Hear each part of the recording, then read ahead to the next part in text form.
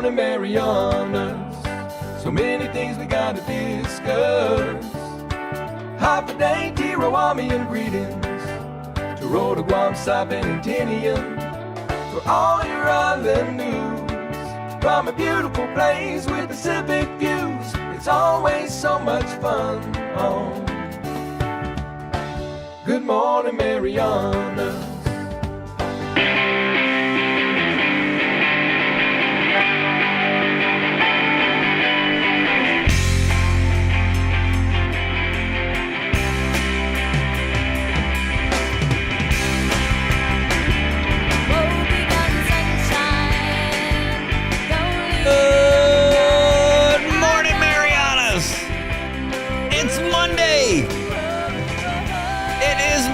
You have survived an amazing weekend, and now you get to go to work.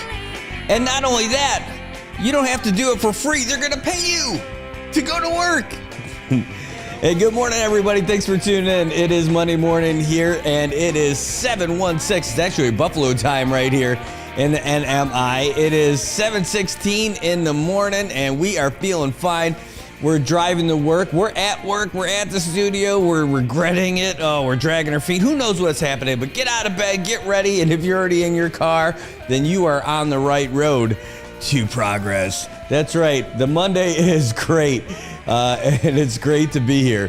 And it's great for me to be back here because it gives me something awesome to do this morning with you guys. Thanks for tuning in.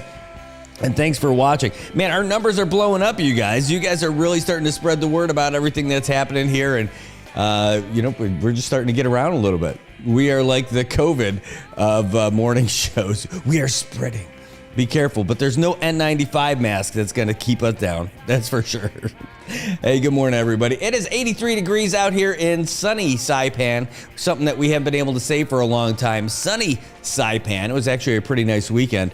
85% humidity up at the airport. We're looking at scattered showers and thunderstorms throughout today. Partly sunny skies with a high near 88 and winds out of the southeast 3 to 8 miles per hour. 30% chance of rain, but I'm not worried about it.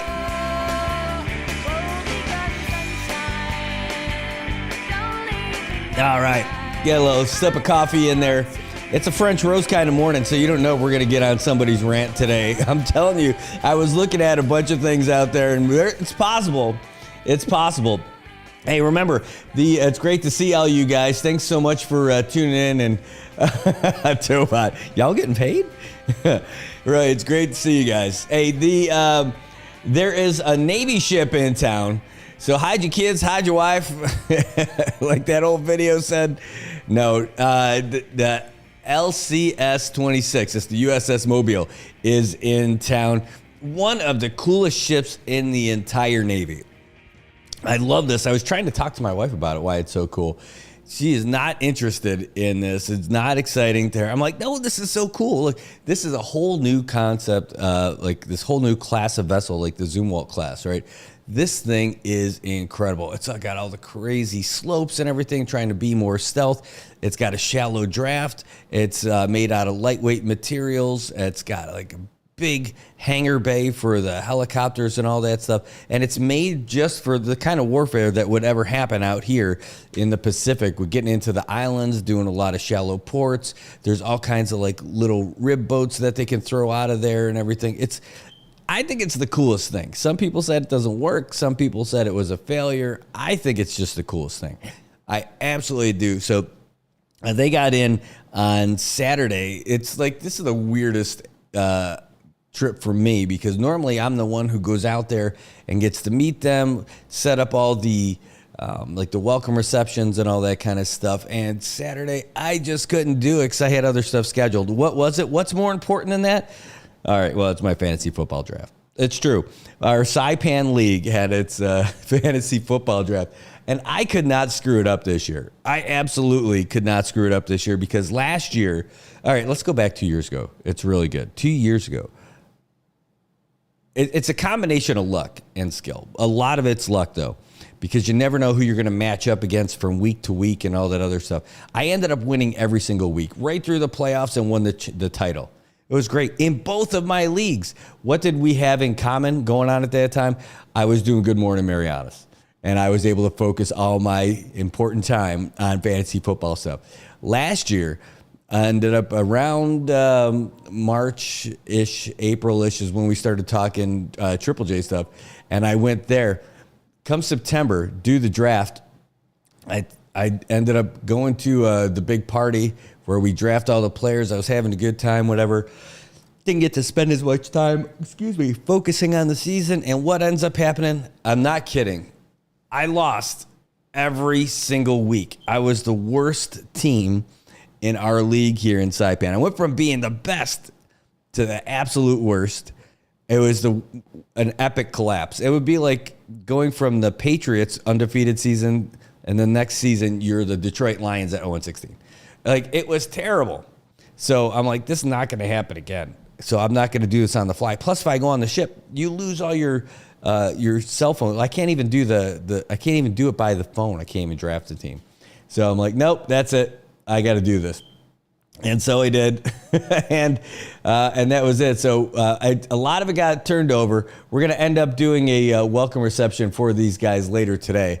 That will be coming up, but we'll tell you more about that kind of stuff as soon as I get it locked down. But it's probably going to be a VFW tonight at 6:30. So if you're in Saipan and you want to come out and join us, that would be awesome, really.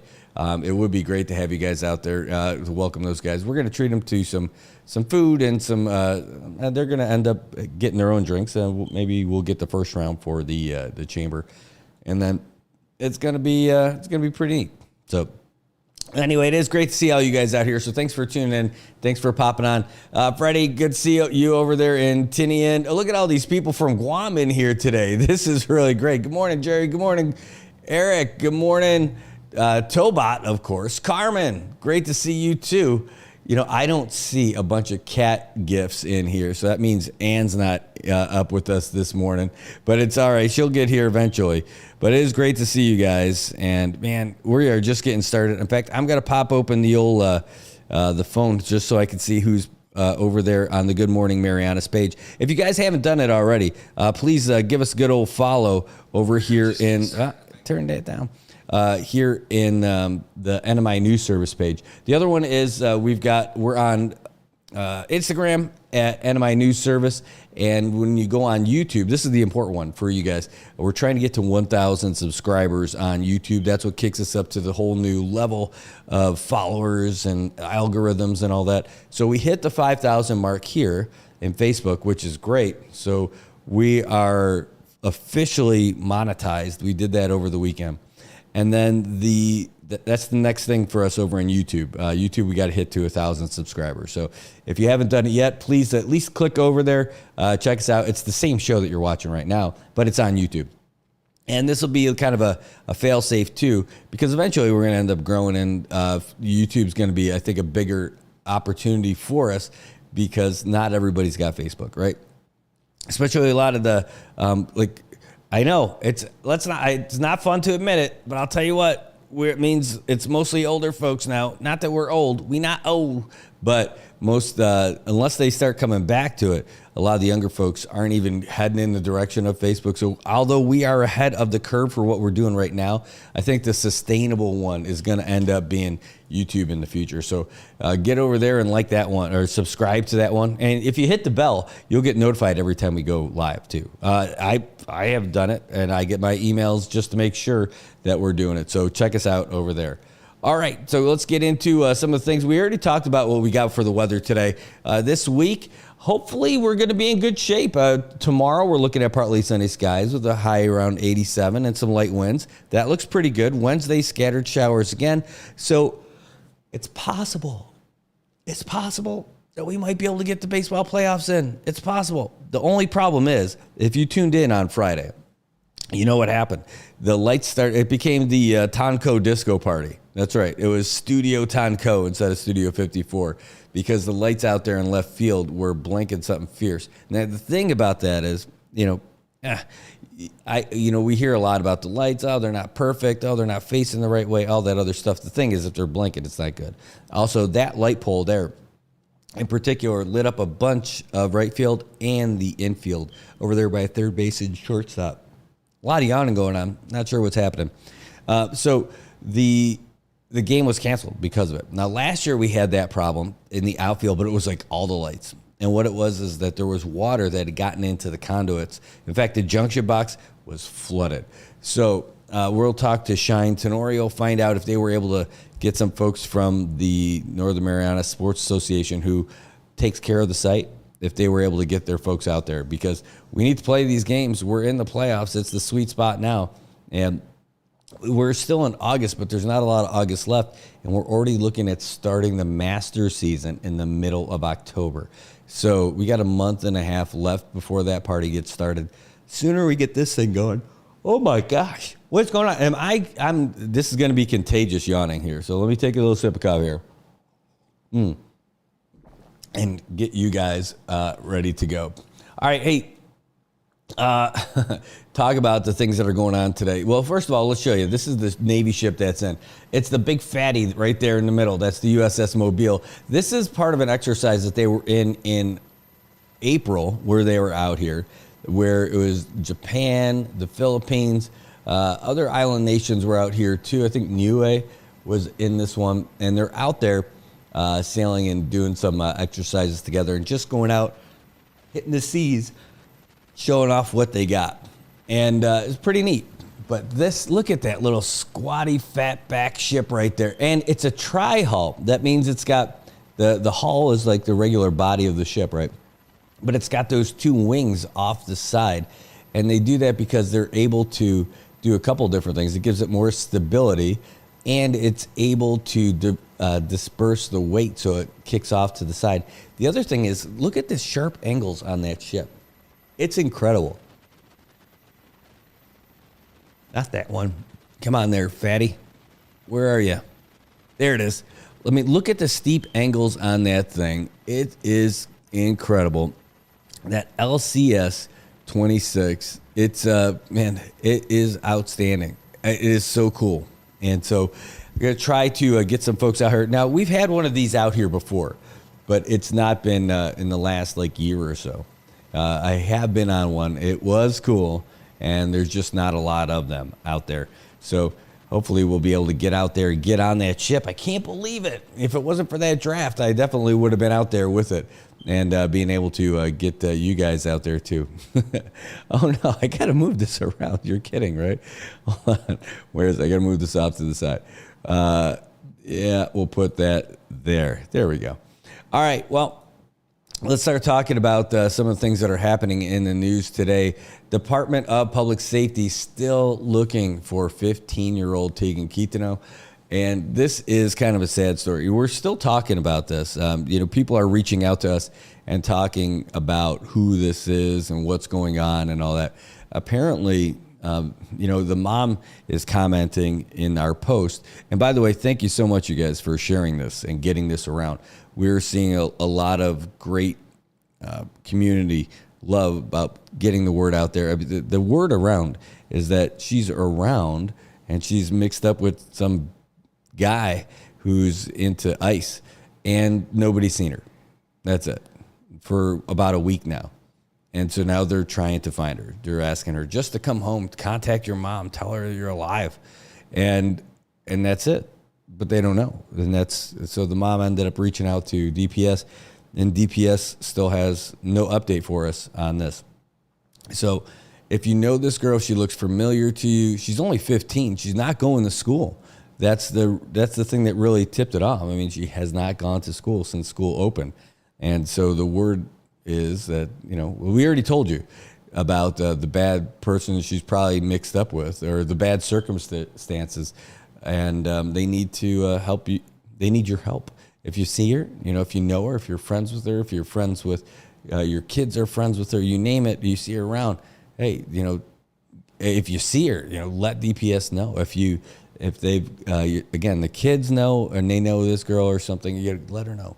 But she's mixed up apparently with some bad folks. If she was last time, according to the mom in the comment section. And if you look at the comment section, there's a lot of them. You guys have really been pretty vigilant about getting all the word out there. I mean, you guys, it's shared over 190 times by folks in the community. So it's out there. So people know that she's she's missing, and hopefully you guys, this word's going to spread, and we're going to get her at least in contact with her parents. I mean, think about it if it was your kid. Think about it if it was, you could talk about all the circumstances, but we don't know them. I don't. And the possibility that your kid makes a lot of bad choices, gets mixed up with the wrong people, gets into some substances and all that stuff, it's got to be a nightmare for the parent. Has to be. And it would be. I just can't imagine how that would be for me. I can't imagine how. I'm imagining that you guys are thinking the same thing. If that was your family, your kid, or even one of your relatives, you can only a day it so much. I mean, literally, it's got to be awful. So, hoping that gets resolved, and hopefully she's fine, and hopefully she reaches out to her folks. And it's just a nightmare. It's why we tell the kids, don't get into this stuff. Don't even try it once. Apparently, it feels pretty good. Otherwise people wouldn't be doing it, right? But look at what it ends up doing. It just throws away your whole life. And this kid's only 15. This is not the time to get mixed up with all that stuff. It's going to screw up your head too. It's going to mess with your mind the whole time. Anyway, DPS is still looking for your help on this one. If you don't want to, the Crime Stoppers line would be happy to take that call at 234-7272. And you can call regular DPS. Of course, you can call 911, but call them at 664-0042 or 664-9001, right? Or 9042. Sorry about that. Or 9001. If you call 664-9000, they're going to take that call, and they'll take care of it for you. Don't worry. They don't need to have your name and all that other stuff, but they do want to help find this girl and solve this so that the mother doesn't have to worry about it, and so that it's one less thing that DPS has to worry about too. A missing child out here is not a good thing for anybody.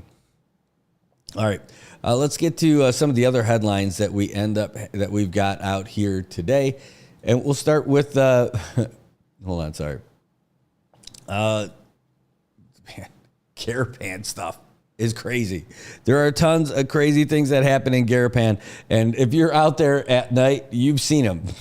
You have definitely seen them or heard of them, and some of them might be funny, some of them not so much. Well, one of them was kind of funny, and someone's trying to get out of a ticket for it right now too. This part kind of made me laugh. So there's a guy who got a ticket going back about a week ago. A week today. He's cruising around in Garapan. Okay, no, actually, this thing that was filed was a week ago. But apparently in March, police officer's doing his job, going around Micro Beach, and he's got someone clinging on to a vehicle as the vehicle's driving. And I'm like, what are you talking about? Is this crazy? Is it like feet dangling in the air? No. So apparently, whoever that was clinging on to the car was getting a little lift over to the AMP parking lot and got out and did their own thing, right? No big deal. But the police officer goes over to the vehicle and says, "Dude, I got to give you a ticket. You can't have someone grabbing onto your car while you're driving. If they're on rollerblades or on a bike or a skateboard, you can't do it." It certainly doesn't help when it's like 3:15 in the morning. Not a lot of good stuff. Police see you driving around at that time. They're probably already wondering, hey, what's going on, right? They're probably not working if they're over there at AMP. They're probably not working if they're over there at Micro Beach, just kicking it. But I mean, this was behind the fire station. Well, anyway, so this guy gets a ticket. And so his legal counsel is like, hey, dude, you can't give this guy a ticket for that. The way the law is written, it says that, hey, no person riding on any bicycle, moped, coaster, roller skate, sled, or toy may attach themselves to a vehicle on the highway. All right. So legal counsel says, hey, you can't give the driver a ticket. Like, what are you talking about? And he says, look, according to this, it's about the person attaching. I'm interested to see how this thing shakes out. Because they're trying to say, like, there's no blame on the driver with this one. It's got to be the guy who is clinging onto the side. All right, well, we'll see. 'Cause it's such an interesting thing. I think they're both in the wrong. I don't know, but they're just saying, at least maybe that's the case. But his legal counsel is saying that the charge that you've got him on is the wrong one. I think if you're going to get him for something, you got to get him for reckless driving. And the cause would be, the specifics would be because this guy's got someone clinging onto the side and he's driving. That's my professional legal opinion. See more from me on Matlock. Oh, man. I know. I'm reading another one. It's one of the funniest things to me. This whole cannabis industry is funny to me. It's, again, not my style, not my thing. Plenty of people smoke it. Plenty of people I know smoke. It's cool. I get it. But they're trying to get, they want to do something more with it. They want to get more reform going on. Well, I think what's clear is that it's not bringing in tourists. The cannabis industry is not the fix-it for our community, for tourism. And it's just one extra thing. We don't need one thing to be the cure-all for all of our tourism woes. But cannabis just isn't the tourism generator that the proponents of all the cannabis bills were saying, right? It's just not. It's just a very objective observation. The cannabis industry on its own is not doing anything to improve tourism here, right? Who are the customers really? It's our local folks. So it's there, it's cool, and that's it. I think they end up making still more money, or they spend more money on the people in the commission than they do for fees that come in. Because again, it's just regulating a local industry. So I guess that's fine. It should be anyway, right? But it might be something that they're going to have to go back and reevaluate. But there's not a whole lot. So one of the biggest proponents of it is Ambrose Bennett. He has the cure for everything. He's a nice guy. I mean, if you know him and you get to meet him, he's a difficult guy not to like, even though I don't agree with his takes on a lot of things. I still like him, right? Seems like a nice family guy. Raised some nice kids, and that's it. Good dude. But one of the things that we talked about before, it was about how he was not able to be on the commission, and then so for the cannabis commission, and it's because of his criminal record in his past, right? So, got it. Has he done a lot since and changed his life and all this other stuff from back in the 70s? Yes. Great. It's a great story, right? It is a great story. And yeah, he's done some way better things out here. No problem. But you just can't get that job because of your record. So that's it. That's why you got to tell the kids, don't do that bad stuff, and you won't get, it won't preclude you from being able to do stuff when you get older. And that's it. I mean, that's it. Now, the thing is, he ended up writing this letter to the editor I read on Friday. And it's painful to read it. It is. Because it's not a new topic, but just refocused on some of the negative things from his past. And he brought it up and he explained all of it. And I'm not doubting you, I'm not doubting him. But it's like any police officer, like in those TV shows, think of Telly Savalas, right? Like any of these old TV guys, all these TV cops, right? Of course, nobody who's convicted of anything. It's always, it wasn't me. They got me. Right? Especially 3 times. All right, look, why are you even bringing it up? He said, yeah, I was convicted, but it wasn't me. I'm blaming everybody else. Oh, it's a tough thing. It's tough to read. It's tough to read. And I did read it because I wanted to see what, I can't help it. And this might be one of the first ones that I read the whole way through. And just going through the whole thing. And it's the same thing. Blaming the judicial system in America for something else. It was rigged against me. For a guy who's a fervent Democrat Party guy to use the same line from the GOP presidential nominee. It's rigged. Oh, all right. Well, I won't get on that too heavy. But the getting back to it, so he's not able to be on the Cannabis Commission.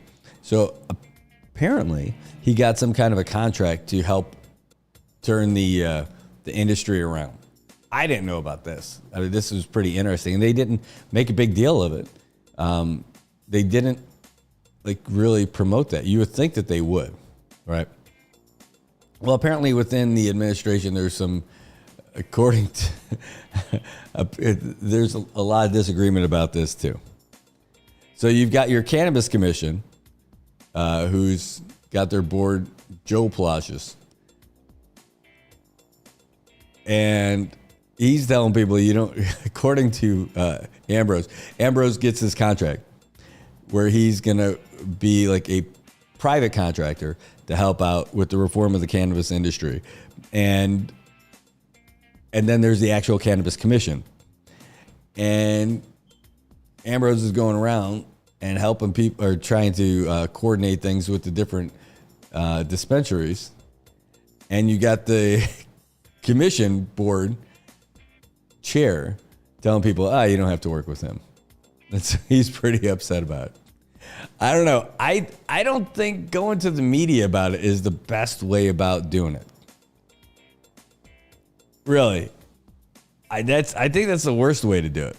I think you really need to go to the Gov and have the Gov talk to his appointee to that commission, again, to a paid position too. Say, hey, look, I hired this guy because we can't give him the job. So you guys got to do it. Or I contracted that guy. Whew. Yeah, it's so funny. This is just not a tourism generator. It is absolutely not a tourism generator. Because those folks from Korea and from Japan are not flocking. Well, it's certainly not Japan. There's more people that came from the U.S.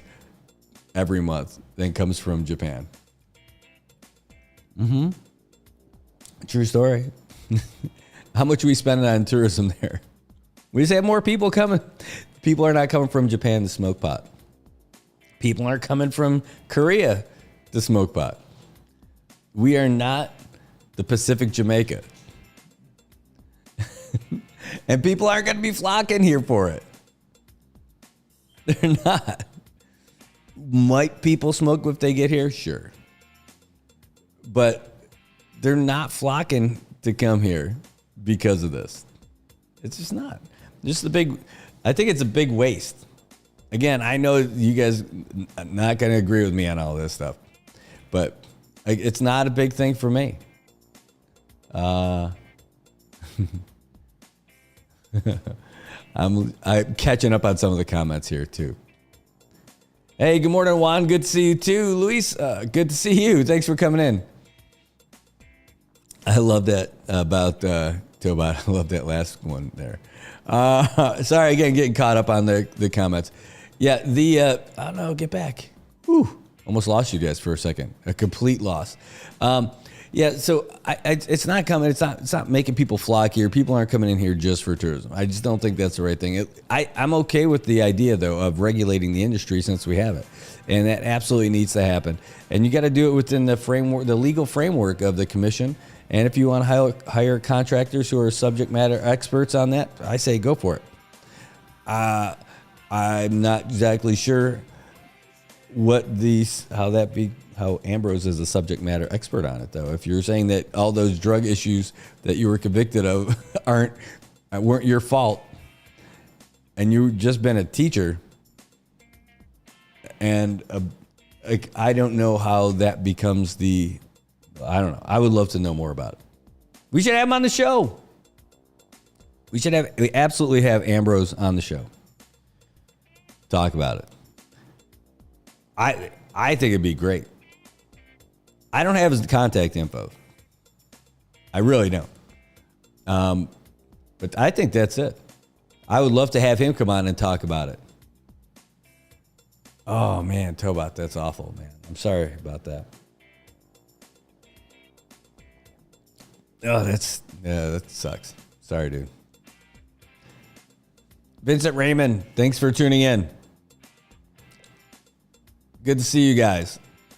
Yeah, that's it. If you guys here, message me if you have his contact info. I'm sure he's not going to be hard to find. You know, I'm sure he won't be completely hard to find if we want to get him in here. I do. I'll take him on.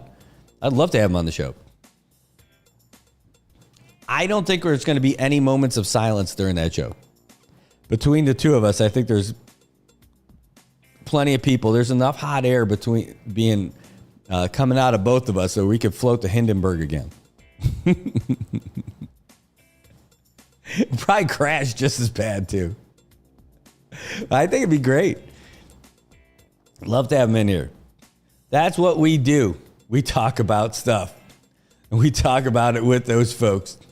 But I'm interested in hearing. But it's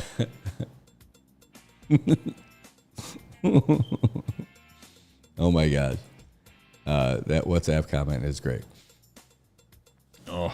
All right. Speaking of WhatsApp, we got a message early this morning. They are burning the midnight oil over there at the Office of Planning and Development. That's right. The Office of Planning and Development under the governor hereby announces that the Garapan Revitalization Project has now moved into its asphalt paving phase of the secondary streets. That's right. Garapan is starting to get a makeover. We've been able to see it for a while now, but they're actually getting into some of the pavement. I know it took a long time before some of those roads got paved. I know it took a long time before some of those sidewalks got done. But the plantings are starting to get in there and everything. That's starting to take shape. It's still going to be a while, but it's starting to take shape. And it's just in time, too, for what we're going to talk about after this. But the first one it looks like they're going to start on is Royal Palm Avenue.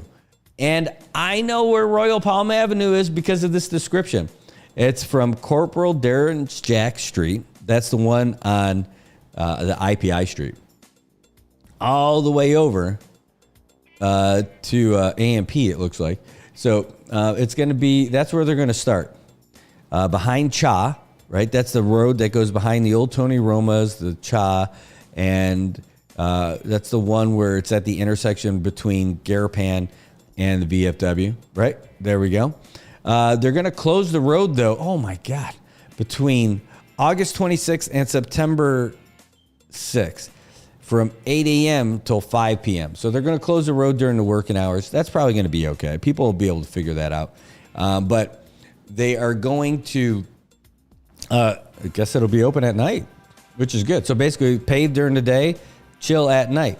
I wonder, is it the same GPPC that's doing all the road projects that we have right now that in the like right outside over here? It's the weirdest road project they've ever seen. And I've seen a few. Like the order of which they're doing everything. Like now there's like one strip of road they haven't finished down the middle that they're doing. Like, it's just the weirdest. It's the weirdest. Like, it's like, how is all this stuff really going to fit together? It just seems like it's going to be a nightmare that we're going to have to deal with again later. There's got to be some method to this madness, you know? So maybe it's because of the curbs and the sidewalks. No. Like, wouldn't you think you would do one side first and then let everybody use those lanes and then move to the other side? No, it's just this weird stuff. I would use other language, but it doesn't seem appropriate. So it just is crazy. I have no idea why they're doing it the way they're doing it. I just know that they are. Oh, man. Yeah, we're going to have to look into that for sure. Now, let me get to maybe we'll get them to come back in and tell us about that part. I think that one's going to be a Henry Bautista and Ray Umel DPW conversation about like the process and why they're doing it. And man, why it's just like It is. They are doing the Beach Road roadwork project the way most guys do home improvement projects. You start off with one, you know you got to do this thing, but then after a while you get into another project and then, oh, well, you can knock this one out too. Or maybe you find out you got to do this other one to get through. Next thing you know, you got all these half-finished projects all over the place. That is the Beach Road construction project right now. It's spot on. That's exactly what it is. There's not one section of that Beach Road project that's done. Everything's all jacked up. And there's no way, like, it's not like, okay, I just got to get through this one section and that opens up again. No, the whole thing just sucks all the way through. All right, they did take care of paving the part that has the least problem with traffic, and that's the north part. But by the way, after they do all this, they still have to throw another layer of asphalt down. Because you can't tell me that that's it. Like everything from AK going north, like that can't be it, right? Because there's no way that they miscalculated the height of those storm drain covers, that they're that high along the regular course of the road, or that will be the biggest mess up of all time. They have to go through and throw. That's probably why they haven't painted it, right? Because they got to throw another layer on. And how can they throw another layer on when they haven't even finished the first part down there? Maybe that's it. Maybe that's it. We got to get those guys in here. That's it. We're calling. Do I have it?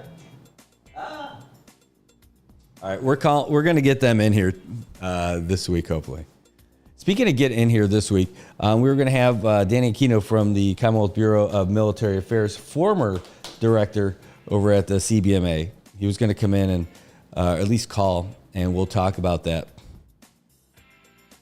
Dennis says, hey, the anti-skid layer is going to be added. That's what's coming up next. Yeah, that makes sense. But doesn't it all to me kind of looks like it's anti-skid right now. It doesn't look like the that coral stuff that we have. But yeah, they've got to. I know there's another layer that's got to go on top. It's got to, because there's no way that they're better than that. They are definitely better than having all of those. It's like you're going over above. It's like over the river and through the woods to grandmother's house, all the way down Beach Road. I'm also wondering what the other thing I thought was really weird is that gap between the curbs and the asphalt, and what gives on that. They're starting to get to that now, but like, wow, stuff was growing in there. You know, I'm waiting to see tongue and start coming out between the curbs and all that other stuff. The other one is, man, this is supposed to be a wider road now. Is it gonna be? It's supposed to be wider to have 2 lanes on either side, your turning lane in the middle, and then bike lanes on each side with sidewalks. And if we want to talk about not that we're going to swim in negative waters all the time, but like across the street over here, I already spoke with somebody at one establishment further down the road who talked about the bad planning about the sidewalks. Sidewalks are a good thing, right? Absolutely. But when you've got a front, like this parking lot here is designed to have, just one entrance and one exit, or vice versa on the other side, but not that whole open thing to the road. But there's establishments that are close to the road where all of the parking spots are head in, like you just turn right off the street. You don't go into a parking lot. You're in it as soon as you turn in, right? All those stalls are right there. So the nice little depression, you go in. One of these folks was upset because they were going to put the curb up right in front, like an actual curb, so that it would be difficult. Like you wouldn't be able to park in their assigned parking spaces in front of the building anymore. So they had to come in. They had to sign a waiver to say, okay, we're changing the plan right in front of the building. And it was an insurance thing too. So then they had to cut the concrete curb that they had already poured. And it's very steep, but it's there. But there's another one like right over here. The one right by, just before the shack. Like, how are they planning this? Like, how did they consult with anybody and all this? Like, it's the worst parking strategy. Or, like, I don't think there's a lot of consultation. At least the drainage is going to be good. We can be happy about that. Vincent says, you're exactly right, Brad. Why the government did allow this decision? Had they focused on certain areas, the operation would be more efficient and less congested. Yeah, I'm telling you, like, especially over there by MHS, that intersection and everything, like, to get all that stuff done, right? And over there by Joe 10, again, it's a mess on the road over there. It's pretty bad. It was pretty bad. Oh, 1 second. Oh, check this out. The A-Team. Ooh, okay, great. So this is good news. Hey, thank you. Thank you for the response, feedback, and thanks for the update. So as far as the contractor for the asphalt paving, we got the A-Team, Hawaiian Rock Products, and know that the whole asphalt coating process will be top-notch. That is awesome. From the man himself. Okay, that is really great. Thank you, Mariano. That is awesome. Really appreciate that update. No, that is great. Just outstanding. I got another one. Dennis was saying, hey, there's 2 different fundings, so it's different for the north and the south. Well, it's progress. I can't wait to get up and down the roads and not have to worry about it anymore. I think that's a sentiment shared by everybody because it's going to be really nice when it's done. Everyone can see that it's going to look terrific when it's finished. It's just when it's finished, when it gets there. And then we're going to have that whole new cultural event center right there, easy to get to. I don't know how long that process is going to take of doing all that work. Oh, man. And, that's one thing I didn't ask about. How long I know we're talking about breaking ground next year, but how long that process is going to take. I mean, I love that area. I definitely do. It's a great spot. I love swimming over there. I love, just parking over there and swimming and just hanging out. Like, it's a great swimming spot for sure. And I love the traditional where they're carving the boats and everything like that. That whole area is just nice. But I can't wait to see what it's going to look like when we have that event center there and when we actually have events there. The other one is with the roads being paved in Garapam. This is also the first week where they're going to start the street market in Garapan again. That is something. I hope we don't have any baseball on Thursday. Is it Thursday? Yeah, 27, 28. Yeah, Thursday, 29th. It's supposed to be the return of the street market in downtown Garapan on the Paseo. I am really excited to see that. I really want to go down there and check that out. Yes, Bebop federal funding, Ungan. That's absolutely right. Biba federal funding, indeed. See, that's the thing. Like, somebody gave Stanley Yakpo a real hard time when he was the in charge of Veterans Affairs about getting federal money to redo the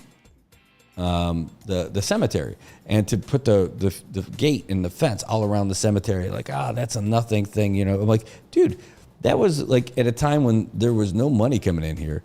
That's money that goes to a local contractor and it goes out to local employees who have to pay income tax on it. There's BGRT for all that stuff, all that. There's all kinds of money that's coming in. Although, also, by the way, the families of the people who are buried at the veteran cemetery don't have to worry about rando Marpee cows coming in there and dropping all over the gravestones and walking all over their loved ones, right?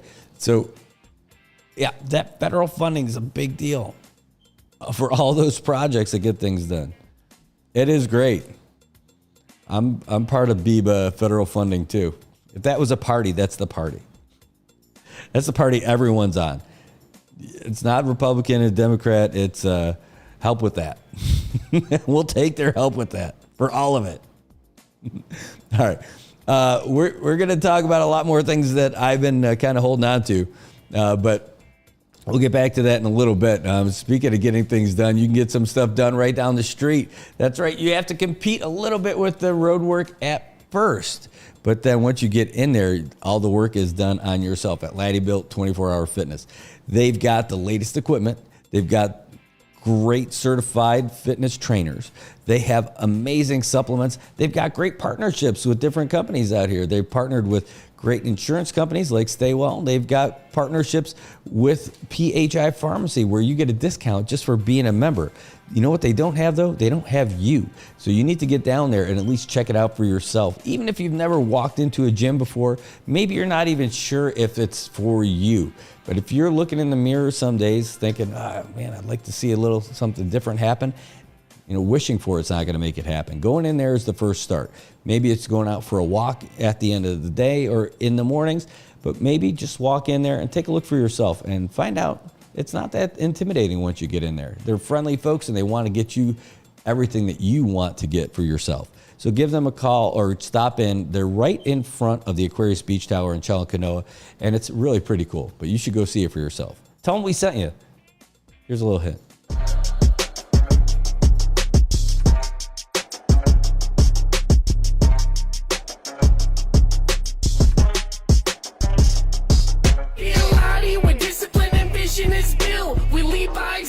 Persistence of build, be the inspiration, they witness approve. We do what we do by the rules in the book. Be a lottie where discipline and vision is built. We lead by example, persistence of build. Be the inspiration, they witness approve. We do what we do by the rules in the book.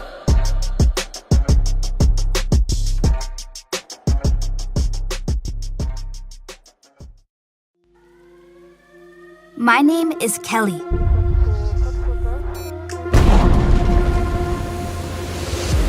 I've never been good at giving up. And that's okay, because I have big plans. This might sound crazy right now, but someday, I will be the captain of my own ship. This is the captain. Attention on deck! I'll steer through new waters. And I'll stand up to the biggest storms. Me and my crew will fight back against the toughest enemies. I'll lead the sailors on my ship, my way. And together, we will always do what is right. I'll show the world any girl can be a captain. I'll show them that I am enough. No matter what comes my way, I'll stay the course. Because history won't remember those who took the easy way out. My name is Kelly, and it means determination.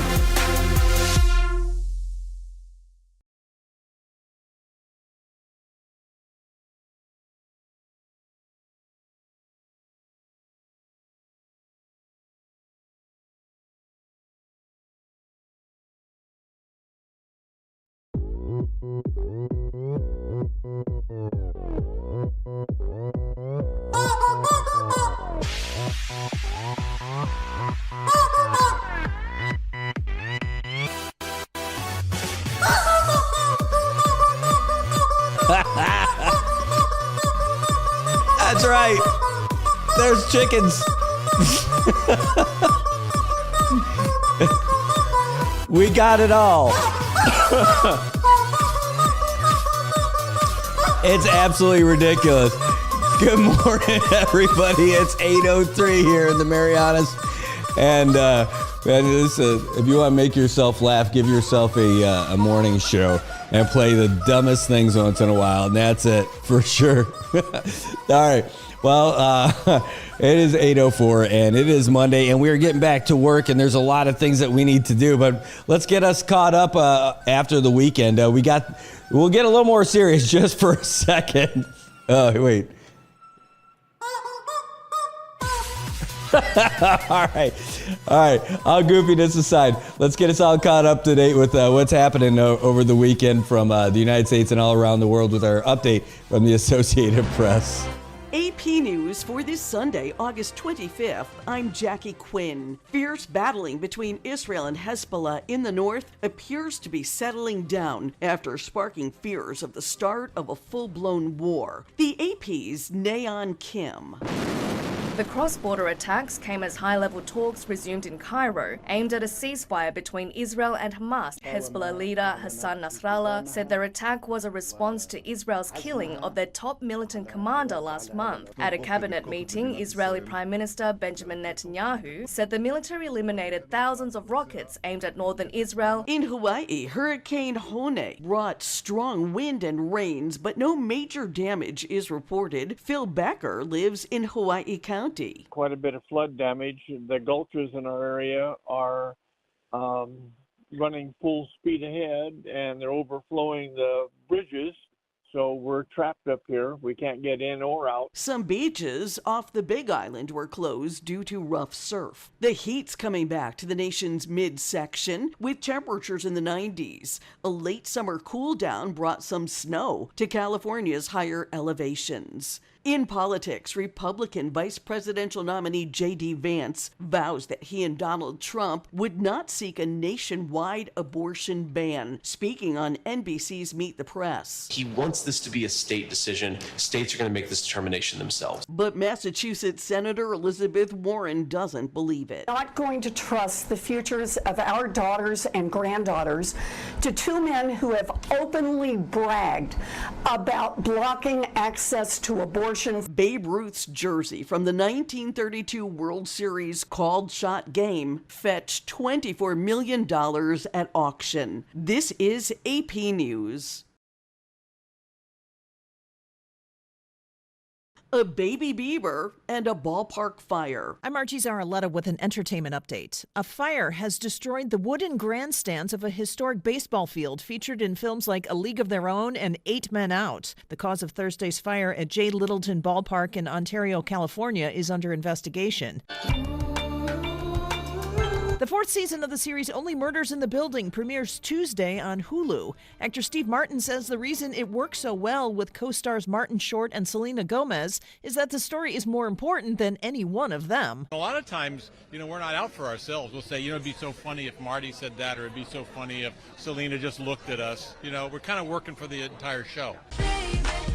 Justin Bieber and his wife Hailey have welcomed their first child, who they have named Jack Blues Bieber. The couple married in 2018. I'm Archie Zaraletta. And I'm Jackie Quinn, AP News. All right, Marianas, welcome back. Now you're all caught up with everything that's coming out from the Associated Press. Now, normally we do it every hour. But this is Monday for us. That is still Sunday for them. So they just give one on their weekend report. But tomorrow, every hour on the hour is when they're going to be putting those things out. And we'll make sure that we have them for you the way we always do. All right, speaking of things that you could do, we talk about truth and we talk about the tooth. I know. Paradise Dental, boy, they have got something planned for you. Now, when government enrollment comes in November, they have something that we're going to talk about probably next month. But right now, this happens all year, all the time. If you're a Medicaid recipient, then you can use your dental benefits because it's free. And what are you waiting for? You don't have to wait until your teeth hurt to go get checked out, especially over at Paradise Dental. They're located on Middle Road. Now, why? Well, if you've got Medicaid, you've got free coverage. And I'm telling you, it's all free. The extractions, if you need them, they're covered at any age. Need fillings, they're covered. I'm telling you, you got a toothache, they got you for sure. But if you're 20 or younger, you need cleaning, Medicaid's got you covered.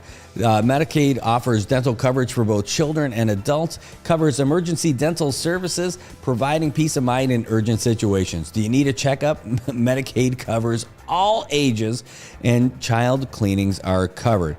In fact, just about everything's covered for kids or adults age 20 and under. So come to Paradise Dental today and get checked out. And here's another cool thing. When you hear about Medicaid and you hear about medical clinics and all that, so often what you hear is, well, Medicaid, there's some funding issue, so Medicaid's not accepted, or we got to wait. No, not with this. Paradise Dental is specifically looking to be your dental provider if you have Medicaid. Not just Medicaid patients, but I'm saying that if you are a Medicaid recipient, they want you. They don't want to turn people away for it. They want you to walk in their doors. By the way, and if you do go, make sure you tell them that you heard about it from us, because they're reaching out to us because they think that we've got a voice. Well, we got a voice because you guys are listening. So that's Paradise Dental. They're on Middle Road. You can go and give them a call and find out for yourself at 234-4040. 234-4040. That's Paradise Dental Spa. They also have paradisedentalspa.com. You can check them out on social media, on Facebook and Instagram, Paradise Dental Spa. Hey, they want you. It's like they are the Uncle Sam recruiting posters of World War II. Paradise Dental wants you. That's right. So get on down there and see the folks who want to take care of your teeth. Again, and don't wait till it hurts. Don't wait till they have to extract your teeth. They want you to come in there. If you got Medicaid, you're probably covered. Give them a call, 234-4040. All right, well, again, 8:11, and we talked about some of the things that are happening in our world out here in the Marianas. We talked a little bit about the Cannabis Commission. We talked about joyriding on the side of your buddy's. Is that the scrub ride? Is that what's happening?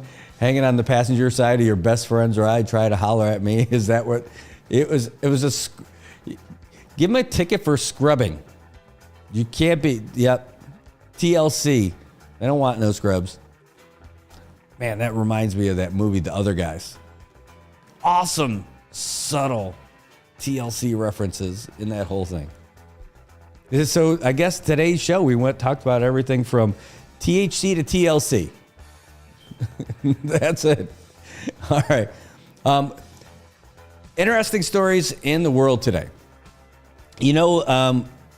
Saipan is really, really big WhatsApp country, right? For AK, we'll say that Saipan is Tacoma territory. Well, we are WhatsApp, what do you want to call it? County? I don't know. We are a WhatsApp place. In fact, the military wasn't even really big into WhatsApp until they started dealing with us here. And then it started spreading all over the place. It got really big in the Pentagon and all that. People started putting it on their phones. The next thing you know, everybody's got it. Well, WhatsApp is how we prefer to communicate with different things. And funny enough, some of that is because we can't do multimedia messaging through one of our providers, at least. And so while that's the case, there are other things out there like, they said China has WeChat. There's also Signal, which is another one because it's not part of that Meta, and a lot of people have that. But another one is Telegram, and Telegram it's like WhatsApp, only it's like Russian WhatsApp. It was created by a Russian guy. The thing is that it's not tracked and it's not part of anything. In fact, I had somebody told me that they use it because if terrorists and drug traffickers can use it all the time, if it's the preferred communication tool of terrorists and drug traffickers, then they want to use it because that means that all your messages truly are, untrackable. Or so I'm like, okay, that's great. I don't know that I put that on my LinkedIn, but well, anyway, the guy who created it was arrested. His name is Pavel Durov, and he was arrested in France because they've got an outstanding warrant because they're saying, hey, you don't have anybody moderating what's going on. He's a young kid. He's only 39 years old. That's not a kid. Yeah, it is to me. But he's a young guy, and he's a billionaire. And so he was arrested because there's no moderation in there. And they're saying that, they don't cooperate with law enforcement for drug trafficking or child pornography or fraud. So hey, get it. They don't cooperate with law enforcement. Well, this guy lives in Dubai, and that's where Telegram is based. And he's a dual citizen of United Arab Emirates and France. He was born in Russia, but he's a French citizen and UAE. But it's super popular in Russia, Ukraine, and all like the former Soviet states. But the app was banned in 2018 in Russia because he wouldn't hand over all the user data. But it was reversed in 2021. Why do you figure? Right. So I got Telegram years ago. And I looked at it, I'm like, holy crap, I don't want Telegram. He's Russian. I don't need Russian social media on my phone. I have to take off. It's gone now. No problem. But still, I got rid of it because of that. And it's like the same reason I don't have TikTok. Because China, right? That's it. Because China. There's my non sequitur. Anyway, and that's not exactly how non sequitur works.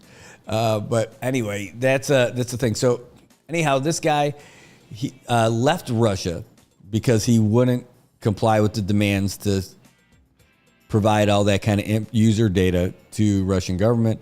Pretty cool. But all that changed in 2021.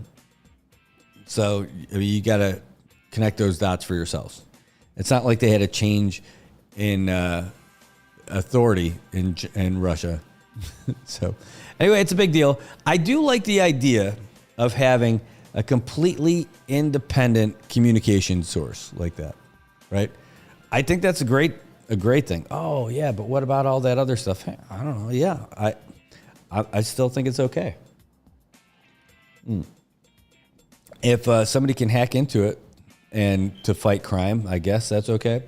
But like that's part of my Elon Musk thing. He's earth-proofing himself.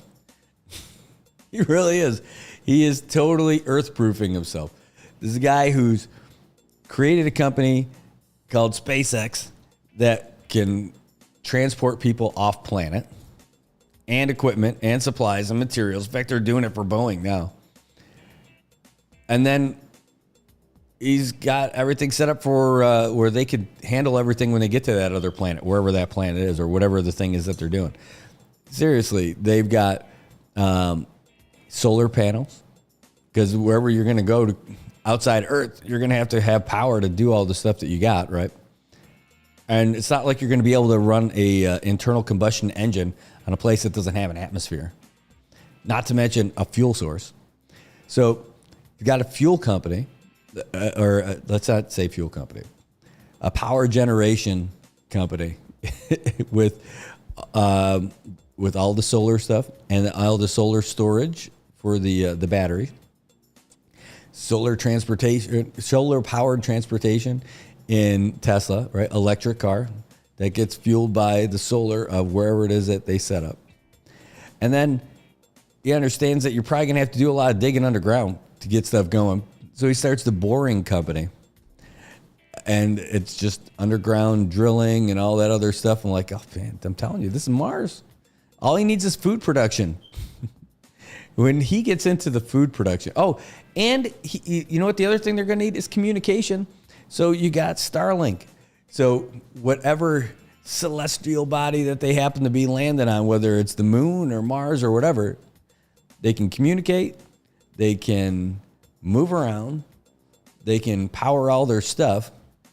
And they can dig underground.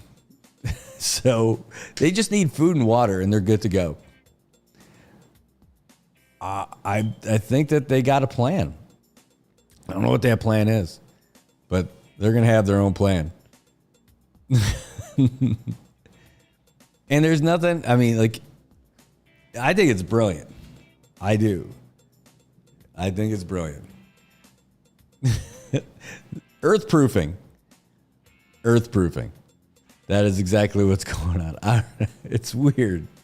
Oh, geez, did I get another message? Sorry, 1 second. I will get you guys this message here. 1 second. Sorry, guys. This is from one of you.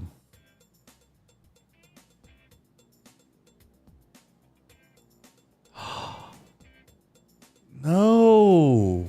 Oh my gosh. That was this morning. Oh my gosh. We lost one of the founding fathers of the CNMI this morning.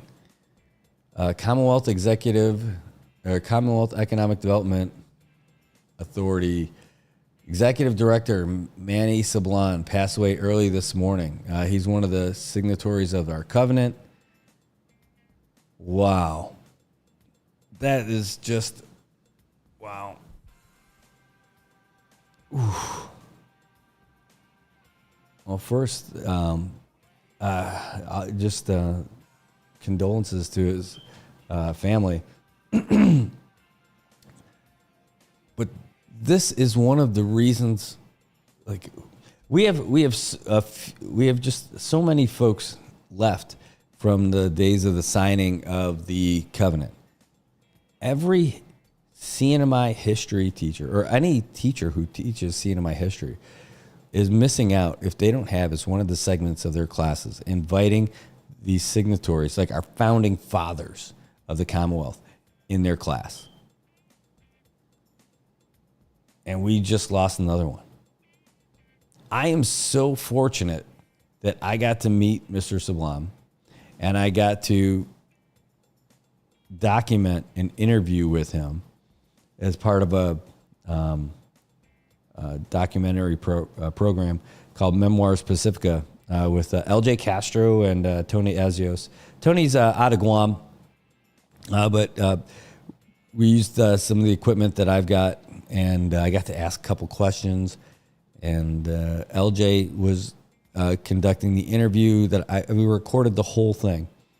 We've got all the raw audio and some of the photos that I took with them. And we did that here in this building, in the conference room down on the first floor. Yep. Wow. And it was so great to be able to hear his perspective on the shaping of the covenant, and from his perspective of why they pursued different avenues, how they felt they were treated by the folks they met with in the U.S. Oh man, you're losing. We just lost one of the founders of our covenant. Wow. And thanks so much for sending that to me, by the way, because I had not heard. Oh boy.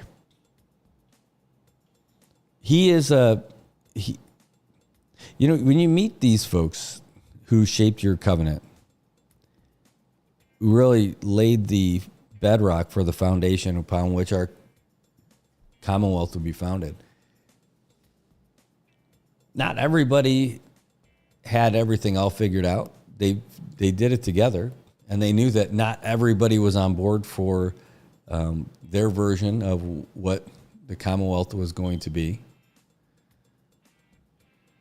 But imagine how much respect you would have to have in somebody to have them be one of your representatives.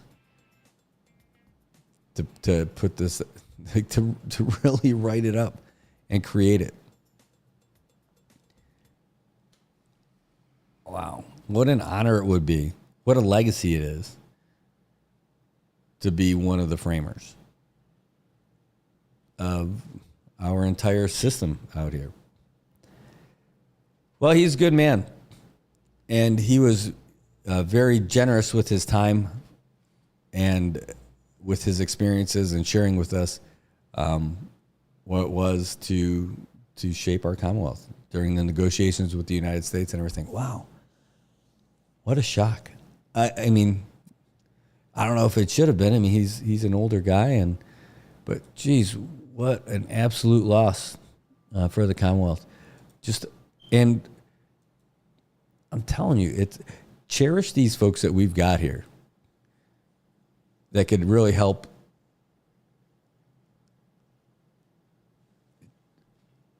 educate the kids today about what it was like. What was life back in the 70s here,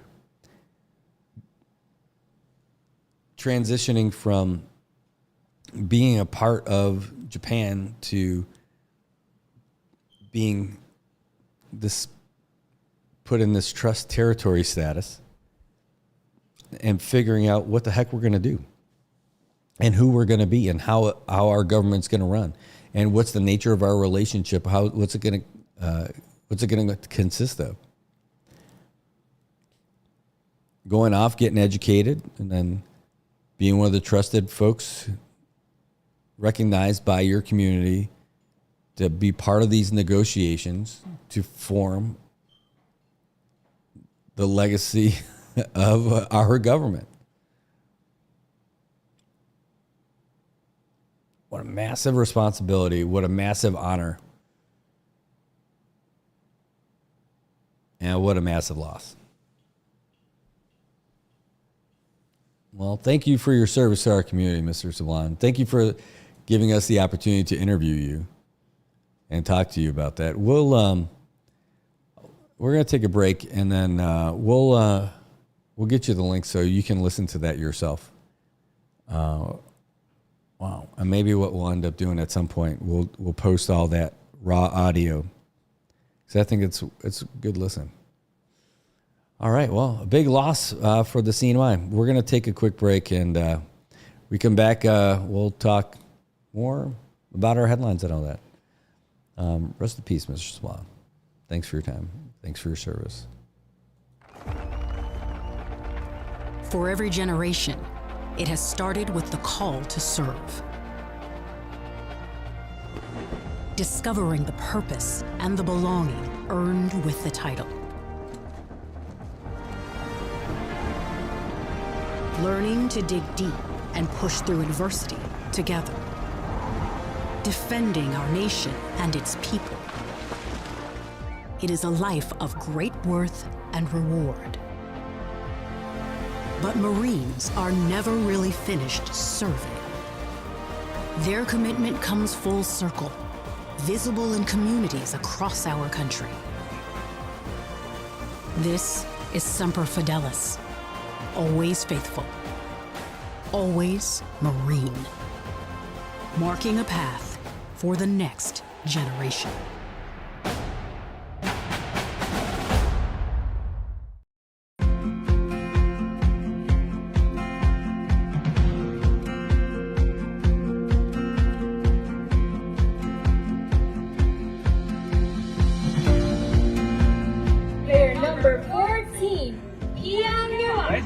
To be up 3-0, I'll tell you that. It probably is not great to be down. I'm Brad Rosala, and I'm the owner for Commonwealth Communications. And I am Jojo Alipuzu. I am the owner of Island Image and Ocean. And this is our joint venture, Sideline Studios.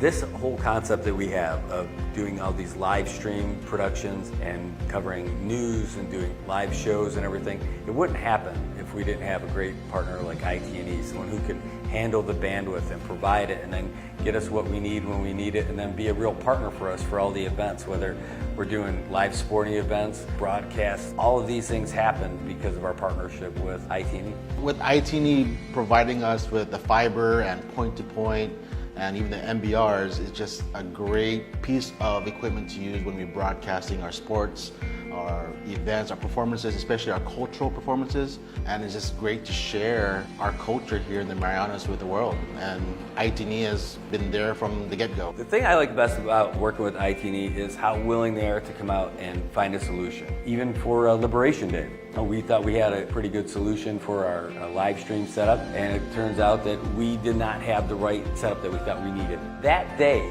just before the parade, reached out to Paul and said, here's our situation. What do you think? He's like, we're gonna figure this out. While he's sitting there barbecuing, getting ready for the parade to start, he starts burning up the phone lines, calling everybody in IT&E, what can we do, what's the right solution? They left their families to do this stuff and get us the equipment that we needed to broadcast live. That's over and above. That's on a holiday. That's when he was out there spending time with his family. That's why IT&E is just the best, just really in touch with the people and the community. I recommend IT&E to everybody. Tell them the options are there. and you could choose whoever you want and then figure out what you think is the best. But when you're ready, when you're tired of having your calls disconnected or not having service, then you reach out to the guys from IT&E.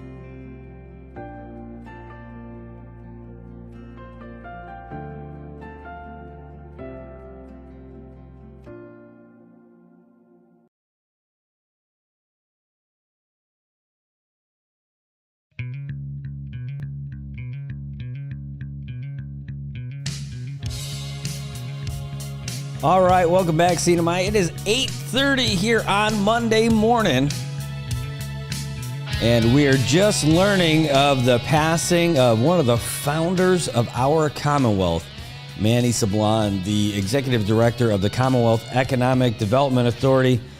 And this story, it would be a developing story, I guess, and we'll let you know more about it when we do find out. And just a big loss for us. Again, one of the people who founded our Commonwealth, someone who attended all the highest meetings, met with all the heavyweights in Washington, and now he is meeting the highest authority out there. Rest in peace, Mr. Sablan. I tell you, it is a loss for our Commonwealth for sure, and we're really fortunate that we were able to meet with him during when we were doing that documentary about the creation of the Commonwealth and everything that happened with it. Let me see if I can't just find it here, and I will send you guys the link. Pacifica. Pow, pow, pow. And I want to make sure I got the right one. Crafting the Commonwealth. Here it is. Crafting a Covenant, the founding of the Commonwealth of the Northern Mariana Islands.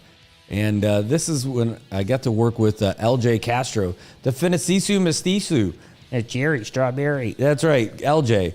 And we met with, here we go. Do we have, yes, we had Mr. Sablan, Manuel Atalig Sablan, Pete A. Tenorio, and Vicente Naputi Santos. And man, it was great to spend time with them. In fact, Mr. Santos had us at his house. Pete A., we met with him over at the Jotenkidzu Library, and we met with Manny Sablan right here in the CETA building, in the conference room. Man, I'm telling you, it was so great. He was so giving with all of them were actually so generous with their time and with their experiences. Very frank, very open about it. Now this, I have still all the raw audio from the recordings and all that other stuff, but this is something that I would say you guys should listen to as well. Let me find my Facebook page with you guys here. Here we go. 1 second. Here's a link so you can find it on YouTube yourself. Again, this is Memoirs Pacifica. This is the, there we go. Funny enough, I was trying to find it. Somebody sent me the post from CETA on Instagram, but I didn't actually see it on their Instagram. Their Instagram shows like no posts. So unless it came down. But this is something worth watching for sure. If you check that out, that Memoirs Pacifica, it's a great listen while if you want to do it while you're getting stuff done around the house, while you're working on some paperwork or whatever. But you're going to hear from some, again, the founders of the Commonwealth. They are the ones who are on this video, on this audio. It isn't a video. We didn't do a video interview. It was all audio recording. In fact, I bought the audio equipment just for this project because I want to have really good audio for them when they shared their stories. And thank God I got good audio stuff out of that too, because what a tragedy it would have been if I would have got lousy gear. But and we were talking about these little wireless microphones that we use for everything. Transmitters and receivers and all that stuff. This is just really good stuff that we had. Man, that was a damn good project. What year was that? It was going back a couple of years here, right? Well, let me see when that was. 2021. And that was like when we were still in the pandemic, people were starting to come out of it a little bit, but people were still masking up for things too. In fact, I remember when we did Mr. Sablon, he was wearing his mask also. So I wonder if he was wearing it during it, but I know at least that part of it was. See if I hear some of the audio here. Legislature was created, and then from there on, we started to think what best to do with the economy and our people. And, well, we got something in our mind, an idea. That idea was to end its status as a TTPI district and instead find a way to make the Northern Mariana Islands a permanent part of the United States. But how could this change in political status be accomplished? For many leaders in Saipan, the answer laid with their Chamorro cousins just 130 miles south. Joining Guam would be the easiest way. That's right P-Day. next door, the people are all the same, pretty much related. That was Pedro Agutu Tenorio, a future lieutenant governor of the Northern Mariana Islands and the Commonwealth's last resident representative to the United States. They look at Guam as an example of a good living condition, good health, and education. So we look at Guam as an example of what the Marianas district could achieve if it joins with Guam. Guam had been under American naval control from 1898 until 1941, when it was invaded and occupied by Imperial Japanese forces. After the U.S. military reclaimed the island in 1944, Guam was placed back under a naval government.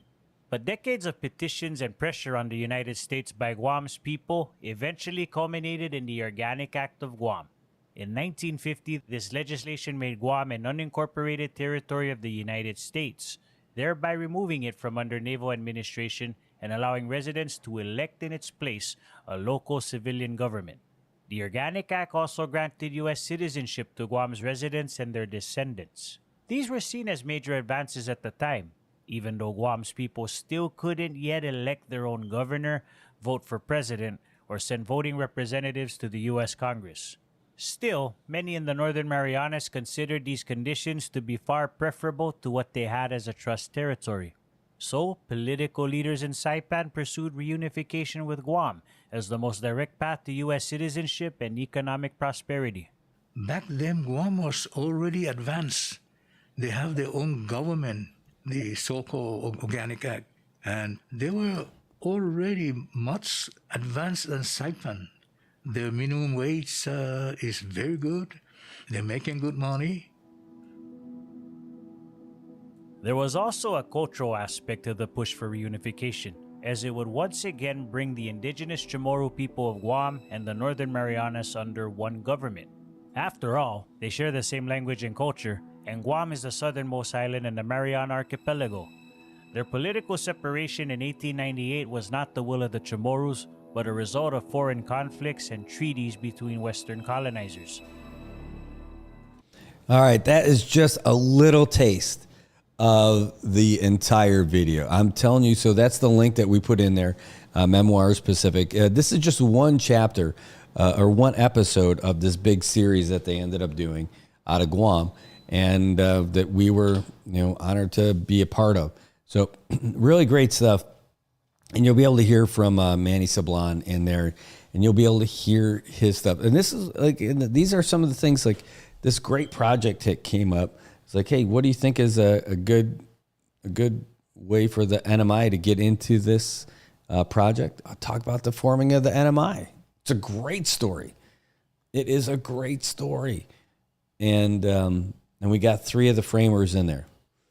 There's another series that was done, not a study, but a project that was done.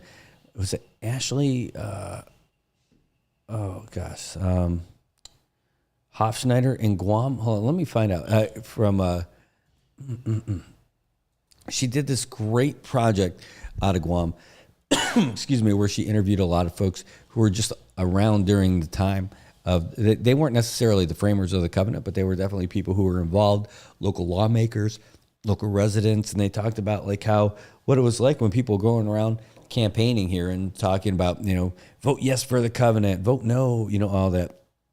And her perspective on it, or the perspectives that she was sharing, was that not just the history building up to it and the decision that got us the covenant, but one of the big questions was, if you knew how things were going to work out here in the CNMI, would you have still voted the way you did?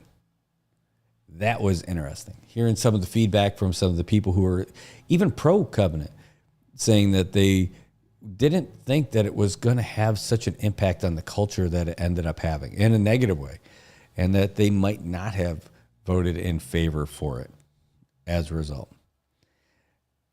Really powerful stuff. I don't know. This was a presentation, so there's not just and maybe she's got something for that, but I don't know that she posted any of that stuff online. Probably somewhere, and if I can, I'll find it for you and I'll send it to you. But excuse me, I think that was a really good one, and I bet you put these two together, and it's a really great little history lesson for you, or for your students if you're a teacher, for sure. I think this stuff is outstanding. All right, I'm going to move this around a little bit here just so I can see you guys and give you guys a little update on some of the other stuff that's happening here in the CNMI. Here we go. Oh, here is one. Oh, man. Love to hear your take on this one. Again, we still haven't received I haven't heard the whole interview with Governor Lilian Guerrero from Guam, where she was talking about potential of nuclear weapons storage in Guam, or just nuclear weapons being stationed in Guam. They've already got them. I mean, that's nothing new, right? Nothing new. It is literally on every submarine. Anything that's got ballistic missiles on it, that's there. Right? Those things are on there. It's not new. But the fallout, I wouldn't say the fallout from it, but as a result of it, one of our local activist groups wrote something about hey, that's going to paint more of a target on our region. It's not good for us, and we don't want it here. Okay, cool. But now MVA got involved too, and they talked about it a little bit, saying that, hey, Chris Conception, he's the managing director for MVA, and he said that he thinks that it'll negatively affect our tourism if Guam proceeds with plans to store nuclear waste in their islands and waters. But I don't think that that's the plan. They don't plan on having nuclear waste in their land and in their water. And would it affect us? Yeah, of course, right? But any of these folks who are tourists, they've got stuff there too. I mean, Korea, they've got 4 nuclear power plants. Japan's got nuclear power plants. And after what happened with the Fukushima Daiichi plant, maybe they're starting to rethink that a little bit, at least the locations of them. And then, but I mean, they're coming here. They have it already at where they live. It's not like a new thing for them. But Guam is not going to be turning into a nuclear waste facility by any means, right? I mean, again, every time a carrier comes through, those things are not powered by dead dinosaurs. Those things are nuclear powered. All of those submarines coming through, they're all nuclear powered. In fact, I don't know. I know they're not all nuclear powered. Okay. What are the U.S. Navy's nuclear powered ships? By the way, while I wait for this result to come up, that goes nowhere here. Here we go. Here, one second. What are the U.S. Navy's nuclear powered ships? All right, that should pull up. And there's a whole heap of them here, and I'll tell you all about them. So that brings up a pet peeve of mine, and I can't believe there's so many people who do it. And I didn't really hear people saying it until 2000, when George Bush became president, where people were saying nuclear. It's nuclear. It's nuclear, not nuclear. Oh my gosh. Come on, people. It's I'm sorry, but it's one of those things. All right. So here are the nuclear, according to Wikipedia, here are the nuclear powered ships for the U.S. You got the Long Beach, the Nautilus, the Bainbridge, Arkansas, Truxton, Texas, the Mississippi, South Carolina, California, the Los Angeles, the Enterprise, the Virginia, the Ohio, the Ronald Reagan, the Nimitz, the Eisenhower, the Virginia, the Stennis, the George W. Bush, George Washington, Carl Vinson. So all the carriers and all of the submarines, the Ohio-class submarines, which there's plenty of them.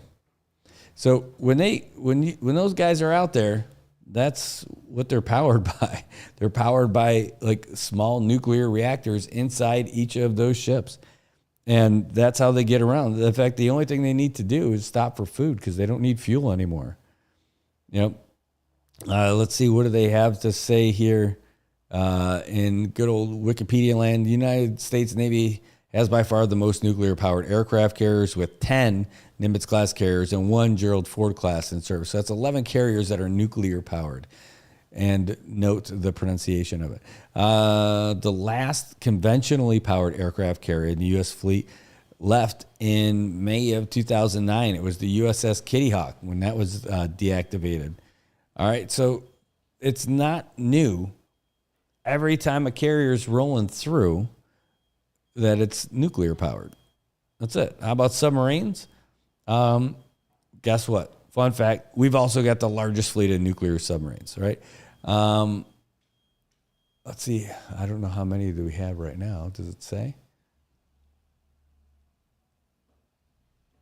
No, that's just submarines all around the world. Oh my gosh. It says some 250. So here's an interesting fact. By 1989, there were over 400 nuclear-powered submarines operational or being built.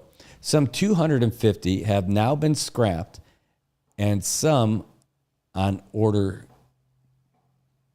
were canceled due to weapons and reduction programs. Russia and the United States had over 100 each, with the UK and France having fewer than 20 each, and China 6. Indian Navy launched their first indigenous nuclear-powered submarines in 2009. India is also operating 1 nuclear attack submarine with talks of leasing 1 more from Russia. Okay. Yeah. I don't know that they're going to need a whole lot of nuclear-powered submarines when they fight China one day. I mean, that's the only people.